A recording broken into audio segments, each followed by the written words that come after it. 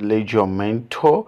I make forex teaching easy for all my students and all my followers. All right, guys, in today's lesson I'm going to teach you guys one of the easiest way I trade forex. And guys, please, whatever thing I'm going to teach you guys tonight is based on my own opinion. I'm not a financial advisor. Please take this with proper risk management, and make sure you buy text it on your demo account before going into the live account. All right, guys, so how do we mark our weekly trade zones? I call it weekly trade zones, my student. Sometimes I call it highs and the low of the week, whichever one you prefer to call it. So let me turn my phone to horizontal because first time it was on portrait mode, or I think this is a landscape mode. Don't mind me. So the first thing I do is to mark the high of the past week. So guys, please, I'm making this video on Saturday, and firstly I'm using GBP USD, and this is the past week, and this is the last week before this current week that is ending today. So I want to explain something here before I will take you guys to the volatility indices, the one that is currently moving. So the first thing you need to do is to mark your highs and the low of the previous week. This is what I called my playground and my play zone. So I don't actually make much analysis. So after marking this like this, sometimes I pull up this line and put it like this. Why I put it like that is so that if I go to lower time frame, or if I want to remove the period separator, I can easily do that, and it won't maybe bring confusion when I have go down to lower time frame.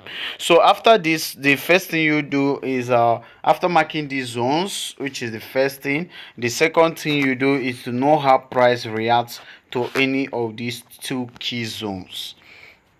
If market reach to it and it give us rejection, that means we'll be going down for that week, or we'll be going up to that week. But that is not even the main thing on how I trade.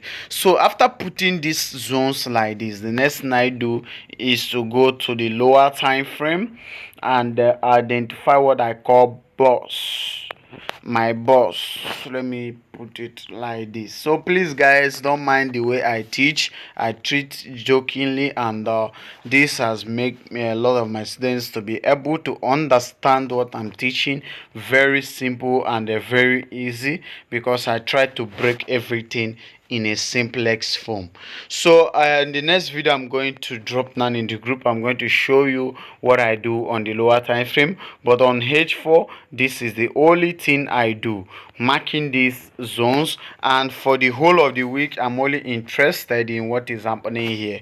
Like I said in my video on YouTube, I don't do something like this, going to the previous week and analyzing. No, what I do is to focus on only what is happening at the current week, to know whether the market is going up or down.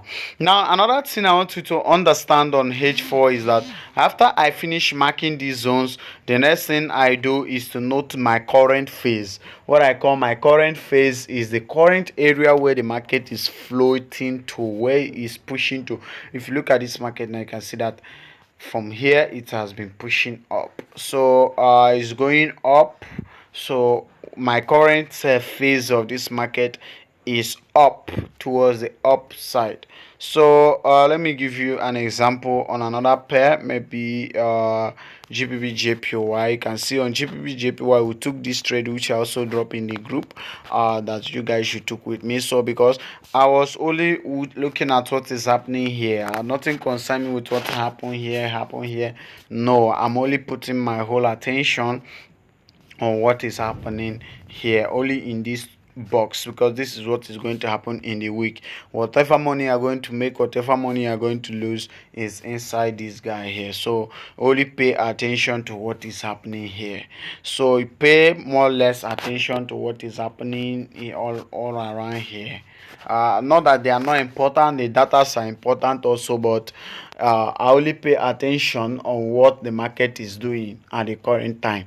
So what I call phase is, if you look at this week now, you can see we have two phases on GPP. We have the first phase, which is was pushing down, and we have the second phase which is pushing up. So even in the new week we are going to enter by Monday, I'm still expecting this market to be going up or to come down and continue going up until some levels will be broken, which I will share during my mentorship class. So thank you guys, watch the next video and see what we have to do on the lower time frame. Thank you.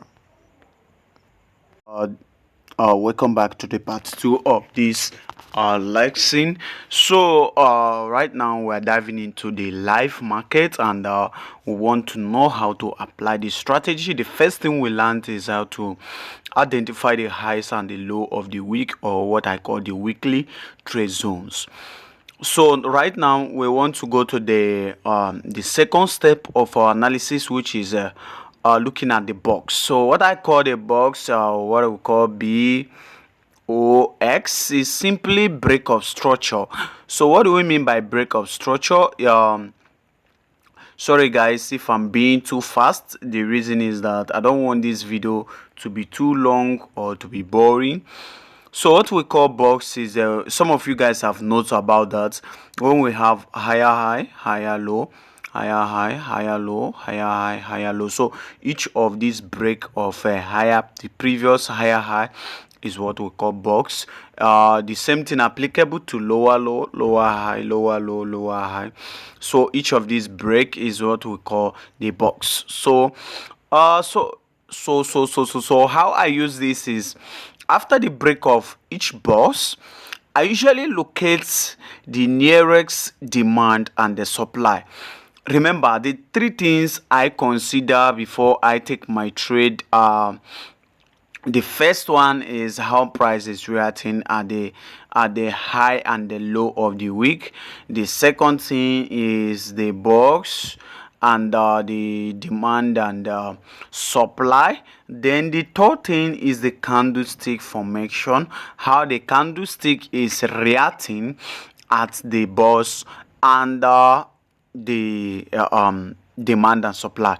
And the time frames I use, which is also important, is the first one is the H4, and the second one is the M15/M5. okay, M15/M5. So without wasting time, let me dive into what I have to discuss with you guys tonight. So the first thing we're going to do, the first thing we're going to do is mark our highs and low, which we have already done on the H4. Let me take you to the H4 to show you guys where it's been done live. So on the H4, guys, you can see that we have already marked our highs and our low of the previous week. This is last week. This is the lowest point it went to. This is the highest point it went to. So this is the current week we're in right now. So like I told you guys, I only focus on what is happening here. I don't care about what has happened before. So after marking this, the next thing I do is to go to the M15, which is where I do my day-to-day trading. Because I'm a day trader, I focus on what is happening today, what I need to trade today. Like from here to here is 1 day. So that is it. So the next thing I'm going to do now is to look for my box. So each time you see me putting this line, sorry, the video I did last time that I posted on YouTube, I talked about support and resistance. I also use support and resistance to do this strategy. I also use market structure and the demand and supply to do it. I can also use SMC, which is smart money concepts, to do it. So but the most easiest one is using demand and supply and box. So when we look at this line now, this is where I have my box. Let me show you this place right there is where I have my BOX. So I will tell you guys how I locate this box. Now the easiest way I use in locating this box is this. Let me show you. Now if we look at this market now, this is where the new week, this week we are currently in, started. So and if we look at this level here, we can see the structure was broken here, and there is a demand level around this place. So what we call demand level or supply level is aggressive selling and aggressive buying. That will be in our next video. I'm not going to talk about that now. So I drag this market, later come back to it and respect it and shoot up. So you can see that. Let me show you. This is what happened on Monday. Sorry, on Monday we drive this to Tuesday. So on Monday this week, you can see market is respecting the previous low of the former week to give us the high of the week before going down. This strategy is as simple as anything, but with time you get to understand. In case you want to join my mentorship class, you can message me direct. We'll talk about it. My mentorship is only $100. It's not costly. I said it's only $100. I'm not greedy. Only $100 only. Yeah, but part payment is allowed, where you can pay like $50 and get the course I'm going to teach you. I don't send a PDF. I don't do theory. Everything is practical, just as I'm showing you now. That is how I teach my students. I don't tell you to copy anything. Just it's practical. Everything is practical, and I trade forward market. I don't backward. What do I mean by backward? I see a lot of YouTubers or teachers, they'll be going like this. They'll be doing something like this, teaching you this is what happened, it happened like this, it happened. No, I don't do that. What this is what I fucking do. So I go straight. I tell you, do this. This is what will happen next. I forward, not backward. So I teach forward, not backward. So I hope you understand that. Good. That is how I teach my students. I don't teach them backward, like going back like this, showing you, see this thing happen like this and happen. I can use it as an illustration, but I like using forward. Forward is telling you what this market is going to do next from this particular zone. It is right now, this place now. So I've already told you the steps. The first one is to mark your highs and lows of the week. The second one is to come to your M5 or M15 to locate your boss and your demand and supply. You can go and watch some videos on demand and supply, but there are many videos on demand and supply which I don't want you to watch. I want you to understand this thing the simplest way I'm just showing you now, although I'm not being slow to break it down, but with time I will still be doing that. So if we look at this place now, we can see here we have the box, which is the break of structure. But do we have any time this market come back to that place? The answer is no. So this means that it's not all the time that we break that we usually go back to create demand or supply. Like this is what I mean. Let me show you. If you look at this place now, you can see the market just break the structure but did not have anything to do with coming back to the previous demand. Why? The reason is that after every impulse there is what we call correction. Market moves in wave. We can say impulse, the whole of this is what?